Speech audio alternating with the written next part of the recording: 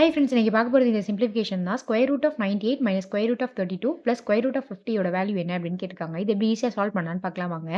எல்லாமே square root தான் இருக்குது, பட் ஸ்கொயர் ரூட்குள்ளே இருக்கிற நம்பர்ஸ் எதுவுமே பெர்ஃபெக்ட் ஸ்கொயராக இல்லை. ஸோ இது எப்படி நம்ம சால்வ் பண்ணலாம்னா, இந்த 98 நம்ம ப்ராடக்டாக எப்படி எழுதலாம்? 49 இன்ட்டு 2ன்னு எழுதலாமா? இப்போ இந்த மாதிரி எழுதக்குள்ள ஏதாச்சும் ஒரு நம்பர் வந்து பெர்ஃபெக்ட் ஸ்கொயராக இருக்கணும். இப்போ 49ங்கிறது பெர்ஃபெக்ட் ஸ்கொயரா? ஸோ அது மாதிரி இந்த 32 எழுதலாமா? 32 எப்படி எழுதலாம்? 16 இன்ட்டு 2ன்னு எழுதலாம். இதில் 16ன்றது பெர்ஃபெக்ட் ஸ்கொயர், ஓகேவா? ப்ளஸ் 50 எப்படி எழுதலாம்? 25 இன்ட்டு 2ன்னு எழுதலாம். இந்த 25ன்றது பெர்ஃபெக்ட் ஸ்கொயரா?